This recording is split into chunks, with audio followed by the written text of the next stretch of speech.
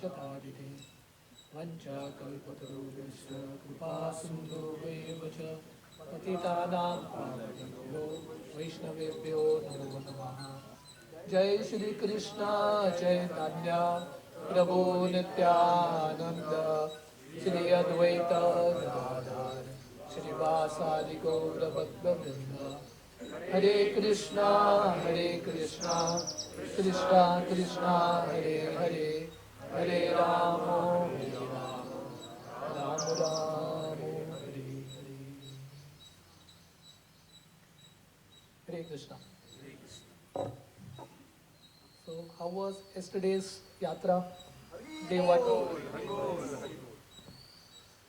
So yesterday we were speaking to that pujari who was there in near Kodandaram temple. So he was telling us that Hampi means you have to learn to walk. Buses, rickshaws don't move to every place. तो Hampi मतलब चलना है. And these are the places, ये वही जगह है जहाँ पे भगवान राम चले थे, हनुमान जी. तो ये सब बहुत दिव्य स्थली है. तो चल के भ्रमण करने से थोड़ा थकावट रहता है, पर उसमें भी प्यूरिफिकेशन है, भगवान को प्रसन्न कर पाते हैं. खासकर जो सीनियर माताजीज हैं, आप लोगों का धन्यवाद. आप लोगों का हेल्थ इश्यूज होते हुए भी आप लोग चले, निश्चित रूप से भगवान बहुत प्रसन्न होंगे. All of you will get lot of credit. तो कल हमने कौन कौन से जगहों को दर्शन किया? पहला क्या देखा हमने? विरूपाक्ष मंदिर. विरूपाक्ष मंदिर देखा हमने. वहाँ पे पंपा देवी भी है, पार्वती देवी, उनका दर्शन हुआ. वो शिखर हमने देखा, उल्टा दिखता है, शैडो, वो देखा हमने. उसके बाद कहाँ गए? बाजार देखा हमने. करेक्ट, विरूपाक्ष बाजार. और नंदी देखा. मातंग पर्वत पे हम गए नहीं, पर देखा. दो लोग हमारे घनश्याम और जप्पू चढ़ के भी आ गए मातंग पर्वत. तो दर्शन हुआ. उसके बाद हम कहाँ गए? कोदंडराम मंदिर गए. वहाँ पे भगवान का दर्शन हुआ. तो वही जगह है जहाँ पे भगवान राम ने सुग्रीव को अभिषेक किया था राजा के रूप में. उसके बाद हम यंत्र उद्धार हनुमान, उनका दर्शन किया हमने. कथा देर. उसके बाद लंच के बाद हम कहाँ गए? सुग्रीव गुफा देखा हमने. वी सॉ दैट मार्क, वो गहनों का मार्ग था. और Purandaradasa Mandapa. Then we went to Vijay Vitthal. So that was day one. तो भक्ति विनोद ठाकुर उनके गीत में लिखते हैं, गौर अमार जे सब स्थाने, गौर अमार जे सब स्थाने हेरिबो ब्रह्मन रंगे, से सब स्थान हेरिबो आमी प्रणयी भक्त संगे.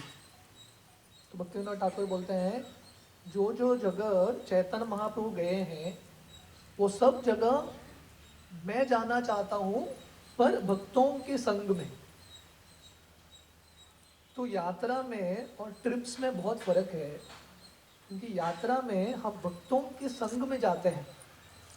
सो व्हेन वी गो हम्पी, तो वैसे भी बहुत बार कोई भी आ सकता है, पर जब हम भक्तों के संग में जाते हैं और स्पेशली वहाँ के जगह का महिमा सुनते हैं खानों के माध्यम से, तभी हम जगह देख पाएंगे, समझ पाएंगे कौन सा जगह का क्या महत्व है.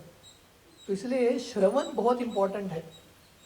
सिर्फ दर्शन करेंगे आंखों से और श्रवण नहीं करेंगे, वो दर्शन ठीक तरह से नहीं होगा. इसलिए श्रवण करना इम्पोर्टेंट है. If you see the place and we don't hear, उतना इफेक्ट नहीं होगा. तो भक्तों के संग में जाना यात्रा का बहुत महत्व है.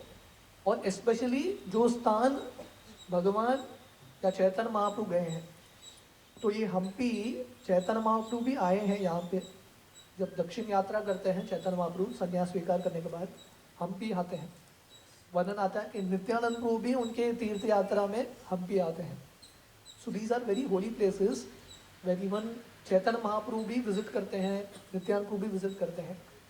इसीलिए हम भक्तों के संग में यहाँ पे आके भक्ति करने का प्रयास कर रहे हैं। सो get lot of inspiration from these divine places. तो कल हम ये चर्चा कर रहे थे कि कैसे हमारे लिए बहुत महत्वपूर्ण है कि लोगों के साथ बर्ताव, एक दूसरे के साथ बर्ताव बहुत सेंसिटिवली करना।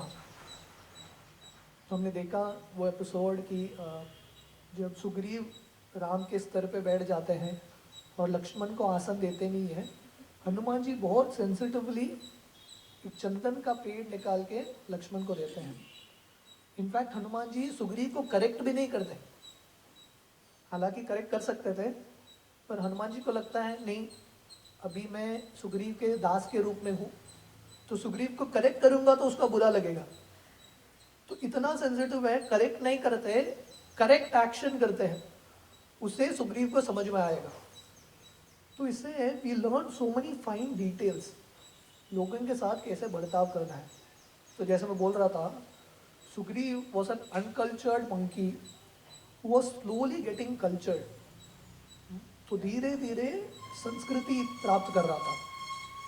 जब पहले बार भगवान राम और हनुमान जी का मिलन होता है, हनुमान जी जब बातचीत करते हैं भगवान राम से, भगवान राम को समझ में आता है उनके बातचीत से ही कि हनुमान जी को चारों वेदों का ज्ञान है, क्योंकि उनका पोस्टर भी बहुत इम्पोर्टेंट है। इतने नम्र पोस्टर लेके इतना सुंदर शब्दों के साथ भगवान राम से बातचीत कर रहे हैं।